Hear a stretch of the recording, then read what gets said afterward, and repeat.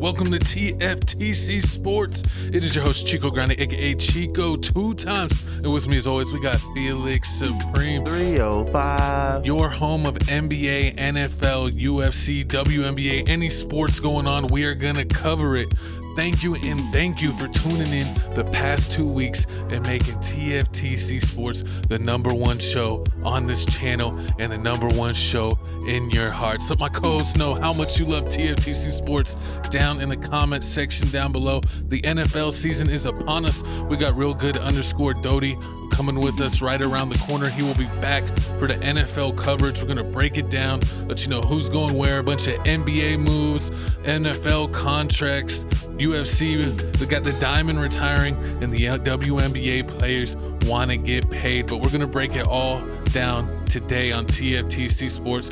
Welcome to the show, co-host. How are you doing? Man, I'm doing great. I'm doing good. They say they have an NFL game coming up within the next week or two. So you already know football season back. I can't wait. The college football coming up soon, man. Comment down your favorite college football team, or if you even watch college sports, man. Let me know. Let me know. Exactly. Let us know. But it is time to start the show. Let me go ahead and bring this music down. Hey. Comment down below. Would you like some fire music in the background during the whole show? Of course they will. Or is our voices just enough? Of course they would. But speaking of being just enough, we got some NBA moves happening. We have Marcus Smart joining the Lakers. We got Chris Paul finally finding a destination and joining the Clippers. And we got Dame Lillard going back home to Portland. But we got a video here. We're going to play it for you. Then we're going to break down these NBA moves. It first came, my agent, I'm working out and I get a call from my agent saying, hey, Lucas reached out. And I'm like, yeah, whatever, all right. And then another day, same thing, Luka reached out again. And now it's real, it's no longer what ifs. It's real, and it's something we need to talk about. And that was a great feeling, like I said, and that's kind of what got the things going for me to be here, and I'm excited to be here. My daughter was looking at me, and I told her, and she was like, wait, so, we don't have to get on the airplane to Milwaukee no more? I was like, yeah, y'all don't gotta get on the plane no more. And she was like, so you're gonna be at your house in Portland the whole time? I was like, yeah. And she was like, what? She was. Wow. Man. I'm home. I'm coming home. I'm gonna be emotional about stuff. I ain't gonna cry. You gonna cry? I ain't gonna cry, but He's gonna freestyle. I don't usually be feeling like this, bro. I feel so happy on the inside. Man. Oh, man. What's up, Clipper Nation? It's Brad Beal here. I'm tapping in to LA. Super excited to be here. Let's get to work. I was blown away. Their world-class facility. Well, more than world-class. It's it's the best in the world. Again, I was absolutely blown away by what I saw. Seeing what Mr. Bomber's done with the team, the money he's put in, which shows how much he trusts and believes in the franchise, and just his passion for it. Above everything else, it's exciting and it's contagious. He texted me right away how excited he was to have me on the team. I told him the same thing back. And I'm excited to win.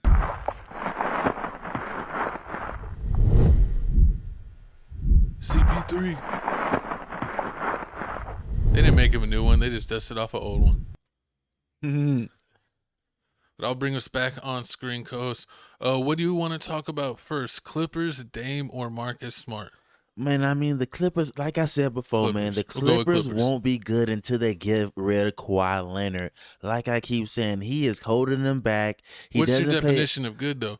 Because some people good is making the playoffs. Somebody that give you more than 60 games a season. That good. Somebody that can play back-to-backs. Somebody that's reliable. It's not giving somebody that can, you actually, you can build chemistry around. Because as you see, they always talk about, team chemistry. Remember with LeBron and the Heat, when they joined, they thought up and go run through everybody. They had to build that chemistry first. And then they got beat by the Dallas Wizards. Listen, man. Sean Stevenson and Caron Butler got their revenge. People get lucky. They've been a team forever. And Brandon Haywood. They've been a team forever. What Brandon Haywood, the Mavericks, that team that beat them? Forget all that. They're talking about this is the geriatric team. They're basically they're 11-man deep roster. As you can see, they don't even have Chris Dunn listed because they have Chris Paul listed as the second string point guard. But word on the street, Chris Paul is actually going to be more of a third string role with this team. That Chris Dunn will be the backup point guard, and then Bogdan being the backup 2, Derek Jones Jr. playing backup 3 minutes, Batum, and then they just got Lopez as well. So saying some nights Chris Paul may be the odd man out, but with him being old, probably not wanting to play a lot of back-to-backs, and them having a lot of old guys, there's going to be people in and out of the lineup. He may just actually play pretty consistent minutes off the bench, maybe getting anywhere between 10 and 20 minutes a night, depending on what they need. But he could probably get anywhere between and 20 minutes a night, depending on what's going on. No minutes and 20 minutes. I can definitely see that, depending on how bad they need him, and especially if Kawhi Leonard won't be there exactly, and then Bradley Beal, looking kind of inconsistent. Well, that's exactly what I'm thinking. Is Bradley Beal has an injury history. He's going to be in and out of the lineup. So Chris Dunn will probably get a handful of games where he's going to be the starting shooting guard. So then Chris Paul will then be the backup point guard.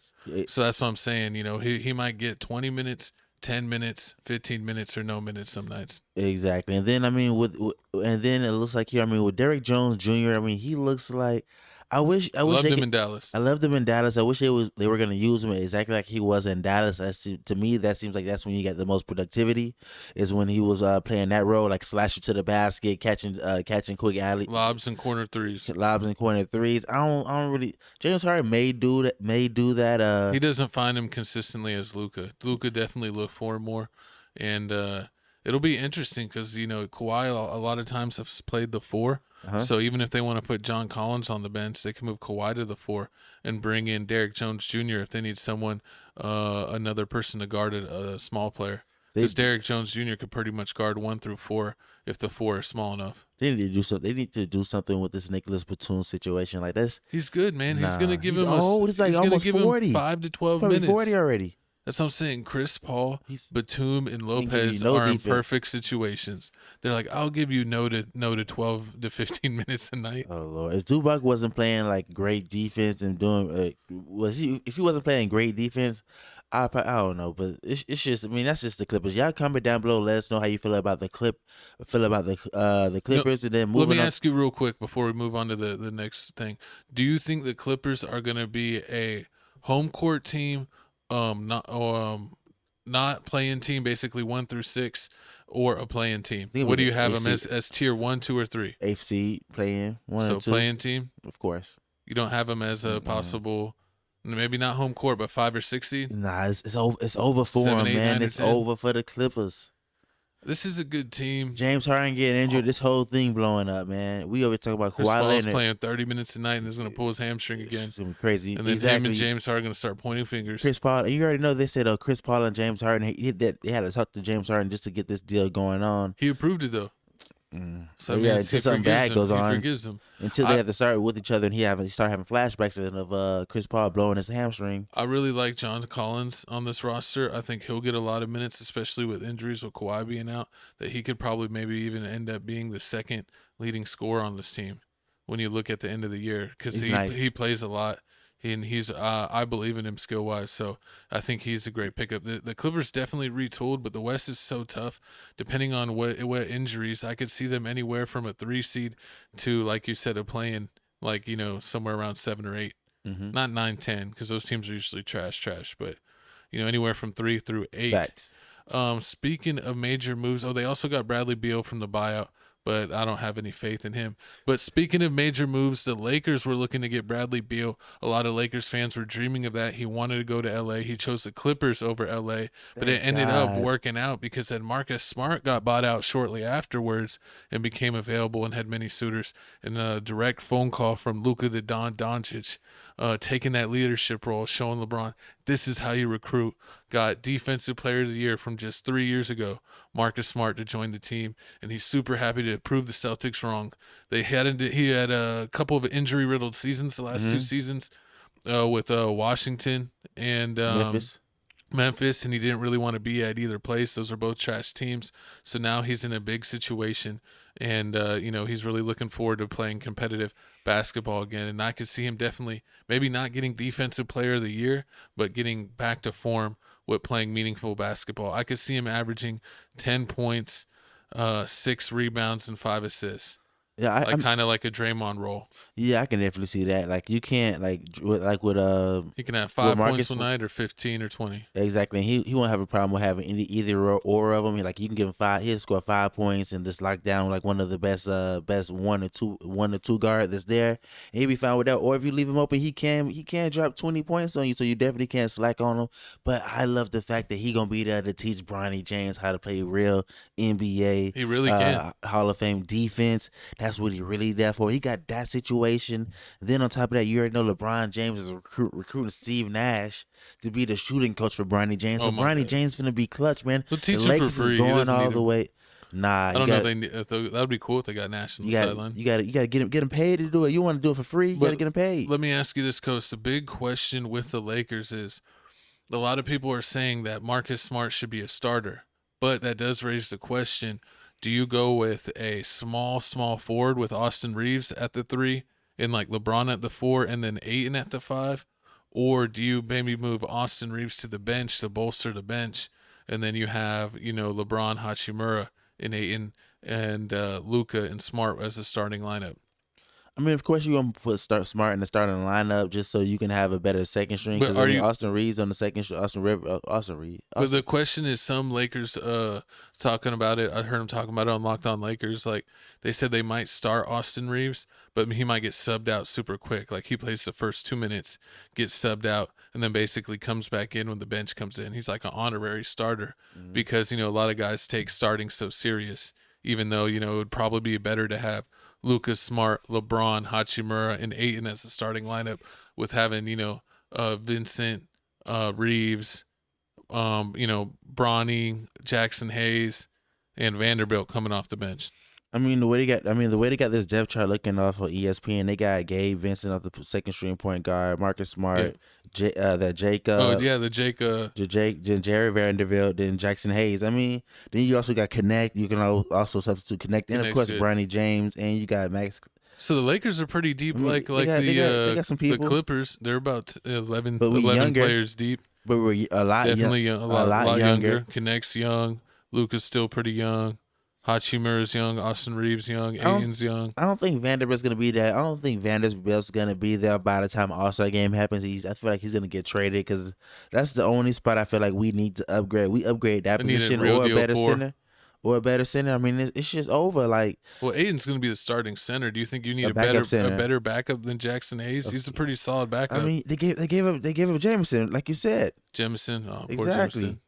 They gave up Jameson. He was the muscle. He was over there knocking people out, getting them unnecessary fouls.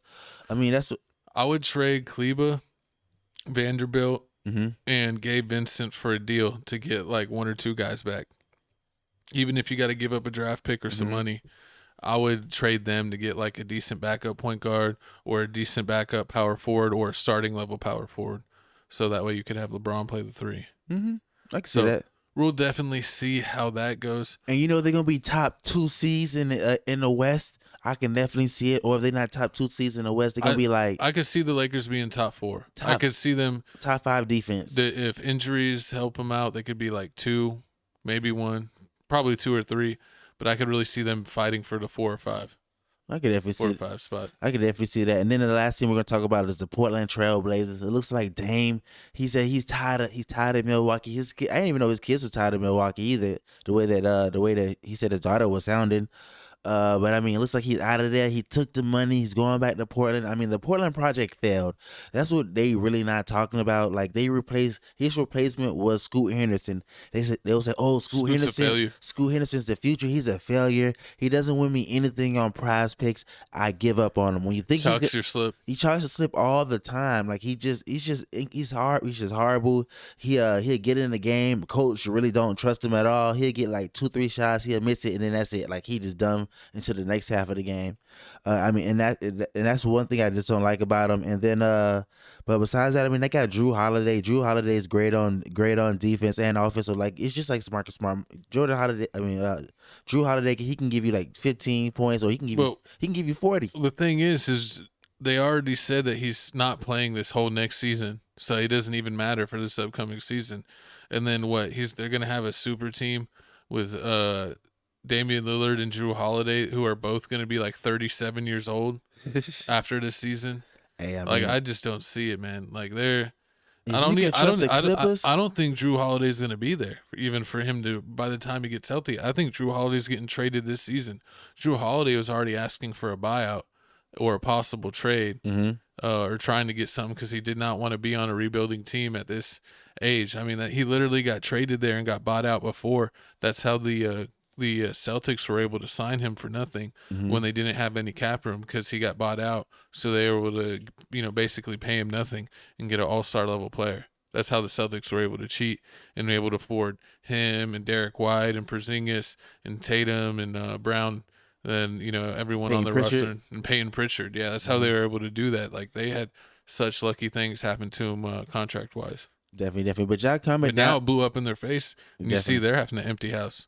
They definitely have an empty house. But y'all comment down below which team had the best trade, who had the best offseason so far. The Clippers. I mean, look at them. I mean, they got Bradley Beal, they got Collins, they got Chris Paul. I mean, they got a Brook Lopez. They got a squad. The Lakers. We got Marcus Smart. We got a center now, and We got Aiden and what's his Jake? What those? from State Farm. Yes, Jake from Safe. Oh, Jake. You got Portland. That's Portland. That Jake. Go back. That person they signed. Jake, was it Oliveira or what is his name? Lavera. Yeah. LaRavia. Yeah, Jake LaRavia. He'll definitely replace Dorian 6'7". Finley-Smith. He's the exact same height, and he plays defense. He's aggressive. He's younger, and he shoots the threes. He's 1 inch taller than Connect and 20 pounds heavier. I don't understand why the Lakers play with Connect. He's great for me in 2K. He averages like 15 to 18 points a game for me off the bench, because I always get him a hand. Like, I make sure he's getting like 10 to 12 shots a game, and most of them, like 8 of them are threes. So I use him like a baby Ray Allen, running around all the time. If Connect's still walking around all mopey because he almost got traded to the Hornets this season, and Jake actually does at least slightly decent, Connect is getting traded. Yeah, they just been up against him the They're whole the same time. position. Well, yeah. Well, they said Connect's in trade rumors right now that they might get rid of Connect, Vincent, and Vanderbilt, and Kleba. So we'll see if the Lakers have any more moves. We'll definitely update you on TFTC Sports for the latest and greatest in the NBA offseason drama. But speaking of drama, we're going to switch sports to the gridiron. Shout out the Gridiron Gang. Shout out the Pittsburgh Steelers. Shout out the Philadelphia Eagles for having the worst Super Bowl rings of all time. But that's not a topic.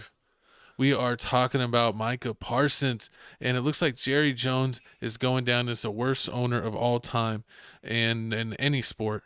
And he is shooting himself in the foot. The organization sucks because of him. It's almost like James Dolan for the Knicks. But if the Cowboys don't want me here, I'll go about my business, says Micah Parsons. We got a video here. We're going to show it to you and then break it down and give you our thoughts. Just because we sign him doesn't mean we're going to have him. He was hurt 6 games last year. Seriously. He wasn't. We've signed, I remember signing a player for the highest paid at the position in the league, and he got knocked out 2/3 of the year, Dak Prescott. Dang. So there's a lot of things you can think about when you, just as the player does, when you're thinking about committing and guaranteeing money. On the tango part of it, though, Micah said in the podcast that ownership has overcomplicated this thing. In your mind, do you guys think this has been overcomplicated?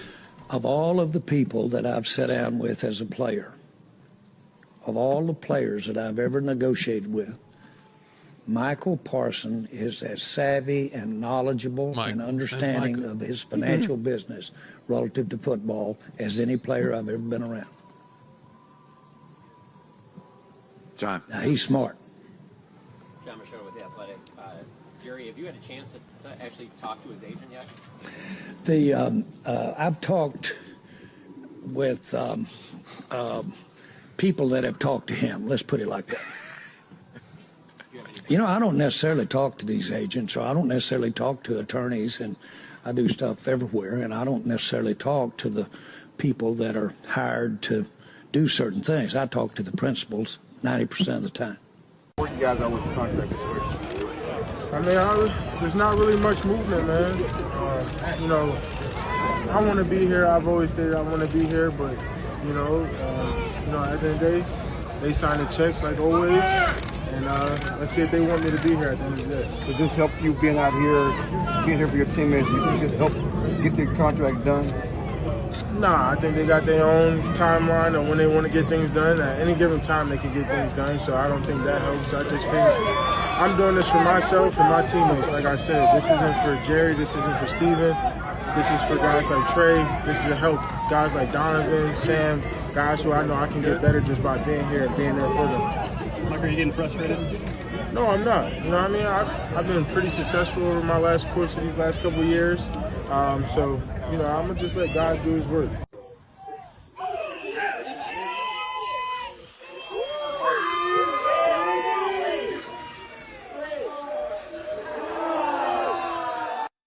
Oh, Lord. I can see NFL fines happening already.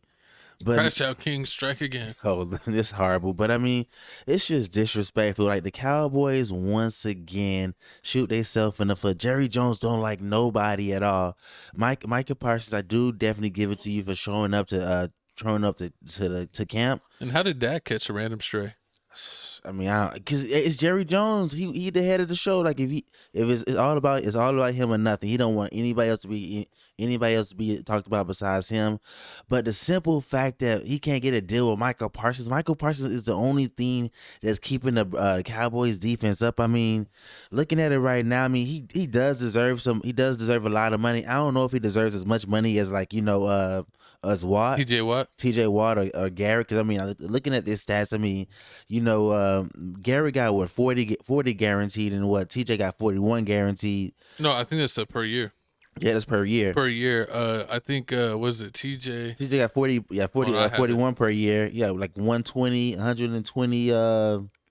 something million, but he got 41 per year, and then Garrett got 40 per year, and then Max Crosby coming in.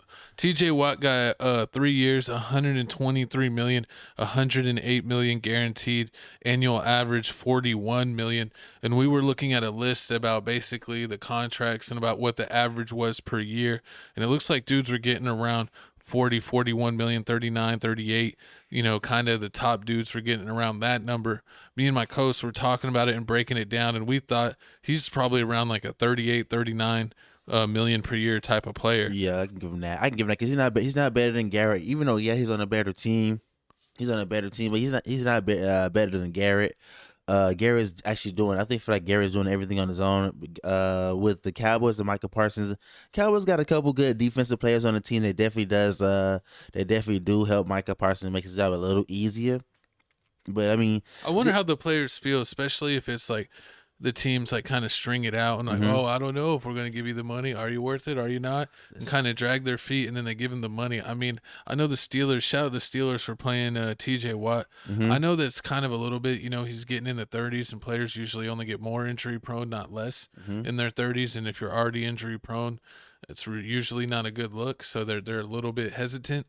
But my thing is, a lot of his injuries have been kind of not major injuries. It's been stuff that keeps you out a few games, yes, every season, but it's not like he's tearing his ACL, he's tearing his Achilles, he blew out this knee. It's not stuff to that level. So, and even with him missing those handful of games, a lot of times we were comparing stats with other players. He's still dominating them on the one-on-one stats, like more tackles, more assisted tackles, more sacks, more across the board, and he's doing it in less games. So TJ Watt, they finally gave in and gave him the deal. I'm sure he's super happy now, especially getting over 100 million guaranteed. But it's like, does he feel any type of way, or it's like, oh, I'm paid now, so now I know that they love me? I mean, he's gonna feel like. I mean, he probably won't feel like that. It really depends on like that. The Bengals. I think the Bengals has also another person that they're coming up for the needs. The Bengals has somebody that's coming up that needs to get his contract extension. Was it Hendrickson? Yeah, Trey Hendrickson. So if he looks funny. He looks like a punter. Definitely. I mean, but if he ends up, even though he's not, because he's on the Bengals, you know, Bengals ain't giving away no money. They just lost their draft pick. Basically, he's finna go back to college. He's practicing back with college teams. So I mean, they're not gonna give him any money. But if they do give him money and they end up giving him 38.5, 39, then it's over with. This whole thing's messed up. Micah Parsons has to get Miles Garrett money just because he's doing better on than that level. He's on that level. And he's doing way better than what the Bengals are gonna give him if they give him at least $39 million. They better.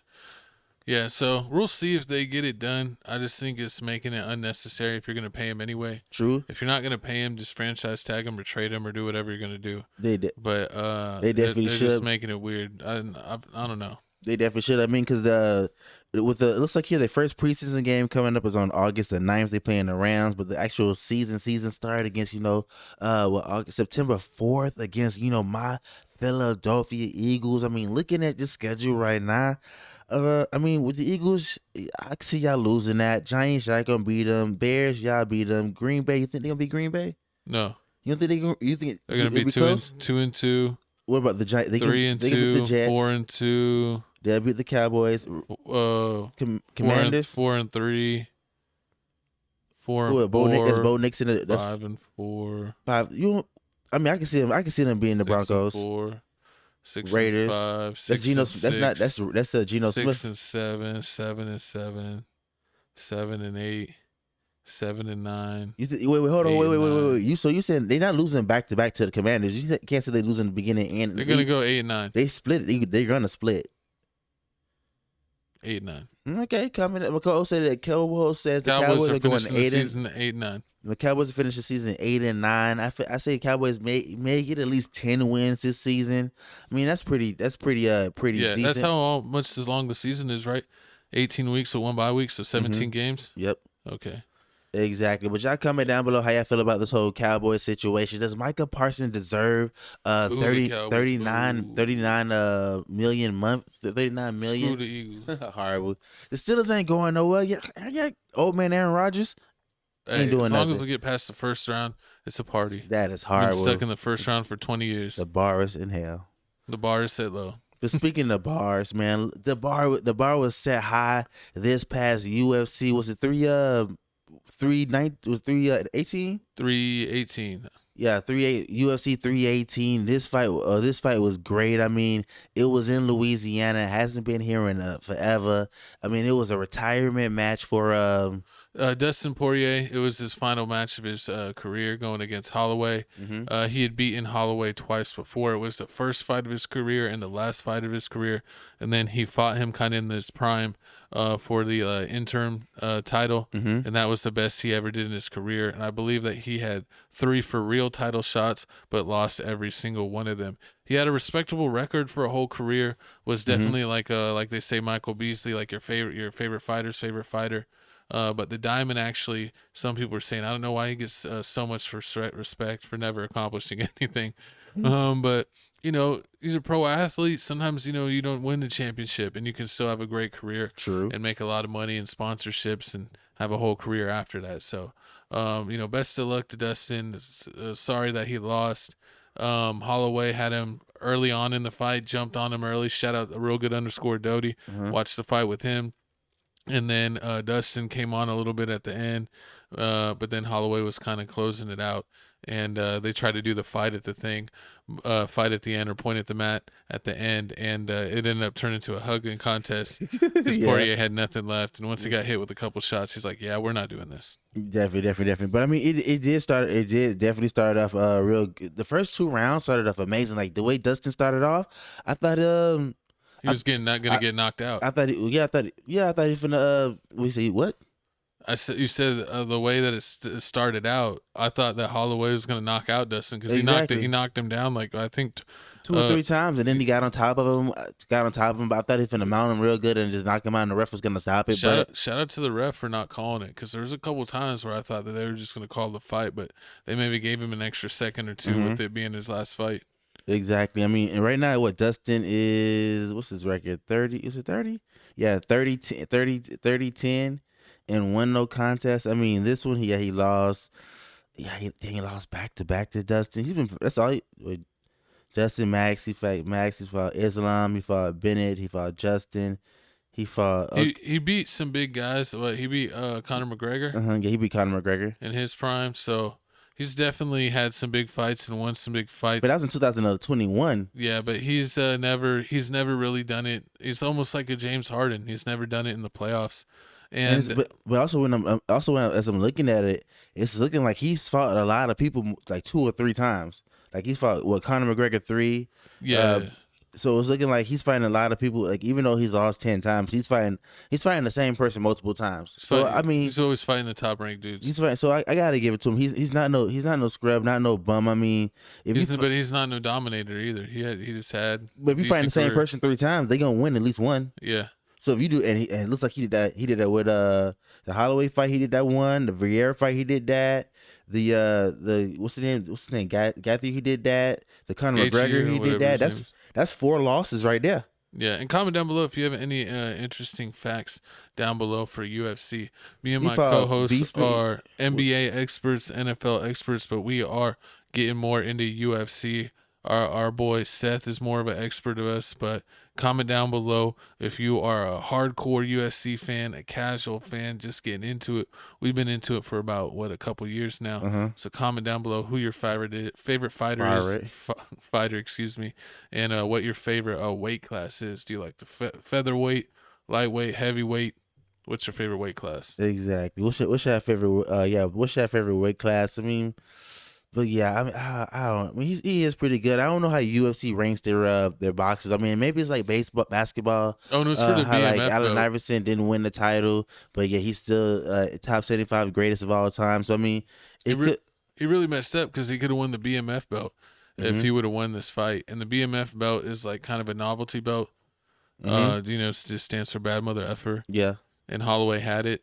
And even though he lost his last fight, he didn't have put that belt on the line that fight, so he still retained it. But he put it on the line this fight, so Dustin could at least won. Well, I guess the interim belt, the second belt of his career. But fate didn't have it that way. He got sent home with the L. Definitely. But overall, what are you grading? Little Wayne. Overall, what are you grading the whole UFC experience this time around? I don't know. I honestly kind of expected more. You feel like, was it a lot of hugging? This was it? Besides no, I mean they were fighting for real, and like I said, Holloway got on him early and almost knocked him out. But the other fights were kind of This was like because I watched like all the prelims and everything, and this was was the fight like that I was waiting for. This was the main fight, of course. And it still didn't live it up to me. I don't know. I just feel like I've seen better total cards in maybe the last 5-10 fights that we've been watching. But I would give it like a B+. I'd give this like an 86. Okay. I mean, I figure the same thing. Yeah, I give it a B. Also, I mean, the main card was the best. The main card was the best card. I guess like the way they set it up, everything like it's in Louisiana. It's gonna be his last fight. Lil Wayne came out, so I mean, yeah, that definitely added to the whole event. Also, man, UFC 319 is coming up August 16th. It looks like it will be in Chicago. Who's the main? Dragus Duplessis versus the Cosmonaut. That's going to be a pretty good one. That'll be a good fight. Yeah. We'll have to watch that. 14-0 versus 23-2. Duplessis. Yeah, I like Duplessis, but the dude he's fighting is freaking crazy. Yes, it looks like it's gonna be a couple good. It looks like there are gonna be a couple good cards. Shout out to Holland for being an idiot and losing a fight to that Vato dude. Oh Lord, I forget the dude's name. He like lost to the drunk uncle, and he finally got ranked. As soon as he got ranked, he lost the fight. He lost the fight to an unranked guy. Some dude with a gut. What? Oh Lord, was Donald Trump there this time? No, he's too busy doing other things. Horrible. He was like, Dustin, I'm not going to Louisiana. I don't care if you're retiring. But speaking of not caring, let's talk about the WNBA All-Star Game. My co-host said, why are you forcing me to do this? Why are we talking about it? Did you even see the All-Star Game? First off, yes, I know I did. that Caitlin Clark lost by 20. did not play. They lost by... But Team Collier won. They beat Team Clark. Real bad. Angel Reese has now beat Caitlin Clark Shout twice. Shout out to the Sub Buds. twice in championship games. Exactly, man. Shout out to the Stud Buzz, man. They killed it. They made the whole event live. They had 24-hour surveillance showing everything, showing them getting turned up, showing them party, showing them even getting kicked out of club. Well, getting denied entry from clubs. That was also funny. That was Were you the bouncer? Of course. Of course. I would let them in. What are they? The Stud Buzz? Yeah, Stud Buzz. Yeah, you friend, the girl, the Lynx. It was her and I forgot the other girl. Thunder Buddies, the Stutter Buddies. Exactly, they fired. But I mean, the WNBA negotiation is on the way. The girls have until the end of this season to get this contract signed. If it's not, they can do a lockout. And you already know, Collier had already said like. They not afraid. They not afraid to go to lockout. What do you mean they're not afraid? They're not afraid to go to lockout. Why would they not be afraid? What happened last time? They don't care. They want their money. Okay. This is going to be an 11-year contract. I hope they're not scared when they're all playing in Russia and then times change and then they're all prisoners of war. Oh, Lord. But we're going to play this video. We're going to come back and let you know more, man. Hit the like, comment button, subscribe button, man. Like, comment, subscribe. TFTC Sports, best sports podcast out. Taking over.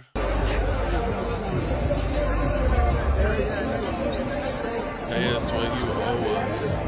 Bags. Paige, you just got out of the league. Stop complaining. It said, pay us what you owe us on the shirts. It's going to get a lot of attention. If you could just say in the simplest form to those who are just getting aware of this now, what do you mean by what you owe us?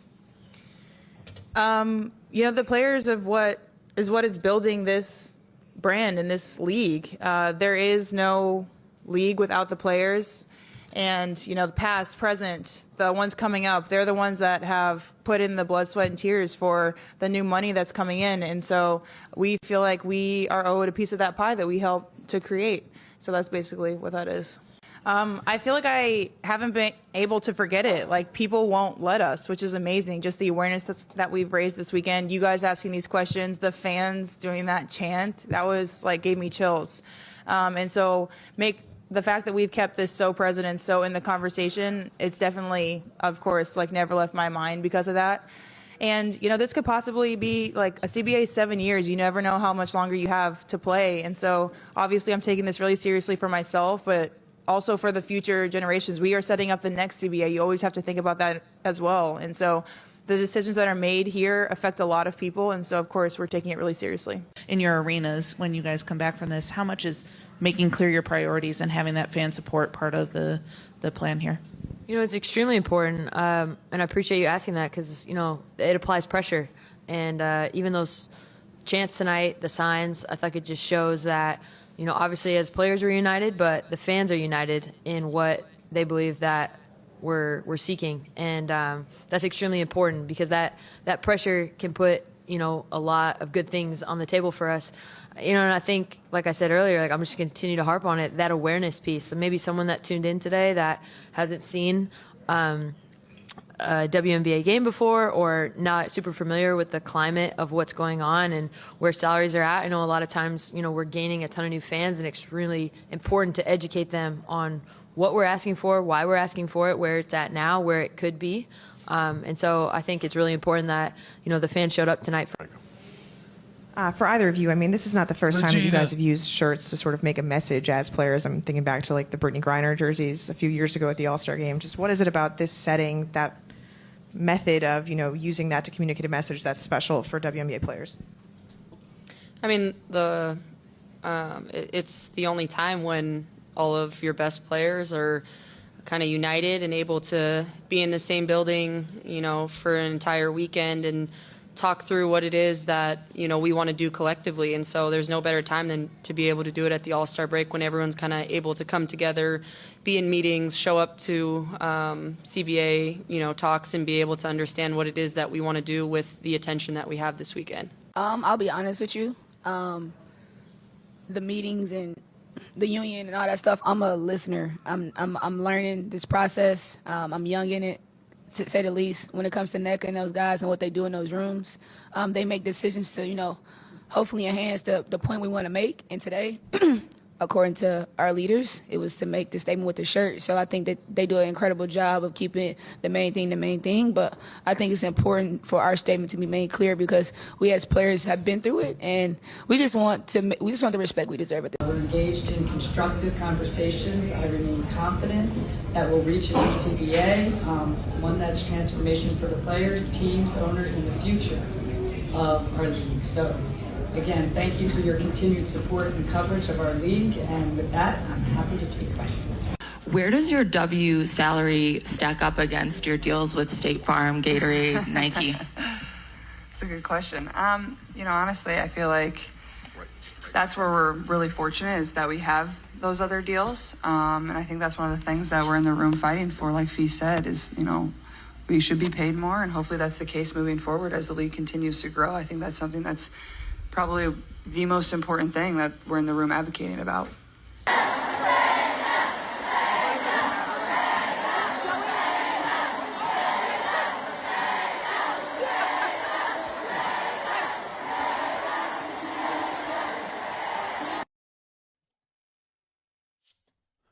Oh my God, they rejected him. No, I'm just kidding. But yeah, the WNBA is definitely making moves to get paid. There's been a huge argument that how are you going to get paid when you've been losing money year after year? But apparently a lot of businesses have been losing money year after year. They said the NBA itself did not turn a profit until its first 40 years. And so like Jordan got into the league? Basically, and that you sometimes, you have to invest into a company, and sometimes it does take decades before that business turns a profit. Forget all that, man. They using reverse psychology on us, man, just to try to give them money. They saying, you've been losing money with the WNBA for so long, but now guess what? Let's say you've been losing money for 10 years, but on year 11, you're seeing a little profit. You seen last year, they only lost $50 million. They didn't lose as much money as before. So they lost 40. They lost $40 million, so they didn't lose as much money as before. So that's a little profit. That means it's a little upside. Also, they hitting you with all the TV numbers. They saying like the viewership is going up, the attendance is going up. At least almost every televised game that was on, at least 22 of them. At least 22 of the games that was on televised. At least they had over 1 million. They had a lot of viewerships for all those games. And also, we just expanded to 5 new teams. We got 3 more coming in the next few years. Exactly. You got 5 total. Toronto, Philly, Portland, Cleveland, Detroit. So it kind of makes sense. They making money, but it's still at a loss. It doesn't feel right. But then when you show you the numbers and show you like how all these other like the NFL, NBA, how like they using like what 40% of their revenue, and the WNBA only using barely 9%. Well, yeah, the NBA is 50-50. Half of the revenue goes to the owners and half of the revenue goes to the players, and that's why you're getting these crazy contracts, because they're getting new TV deals, new streaming deals. So that's why the contracts kind of match that.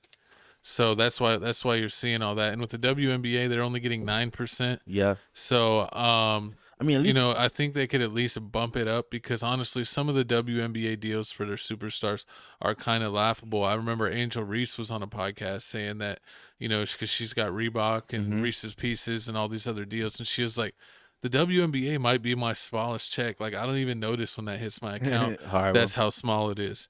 And that's crazy that, some of the best players or best rookies aren't making nothing. I remember when the Silver Stars were in town, and my buddy who was, fresh out of high school, basically a college-age kid, working, lived at the same apartment complex as a lot of the Silver Stars, and they couldn't even afford their own apartment. True. They were having to live 2-3 girls in an apartment because of how little they were getting paid. True. No, it's cool. They were at the hot tub all the time, but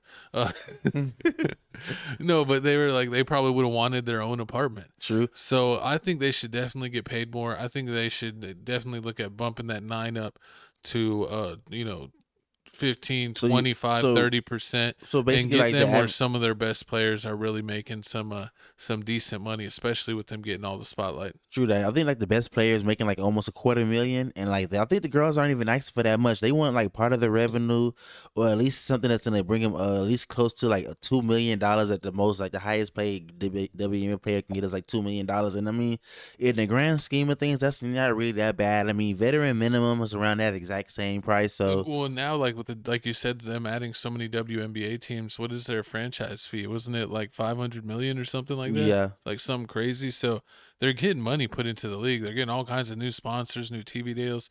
So even though if they're generally losing, I think they should still give them a little bit more money. But then it's kind of scary because, like you just said, like we in San Antonio, the San Antonio used to have a basketball team just like Detroit. Detroit Shark had a basketball team, and a couple other teams had teams also. Like El Paso had a team. But I mean, like it seems like a punishment rather than being on a pro team. Like WNBA, it was at one point where like they thought the WNBA was growing, and then like it just stopped. So I kind of understand how like they kind of. And then it reversed. Yeah, you want to make sure that doesn't happen again. Yeah, you kind of want to make sure that doesn't happen again. But then at the same time, like this new deal is coming out that's starting like the beginning of 2026, and it's gonna be like an 11-year contract, and they ain't changing no 11-year contract once it's signed. It's signed. Well, I thought she said it was 7 years. Well, I thought it was 11. Each time they do a contract that was with their CBA, it's in there for 7 years. Coming down, is it 7 or 11 years? Let me know which one it is down below. 7-Eleven is your favorite gas station. Facts.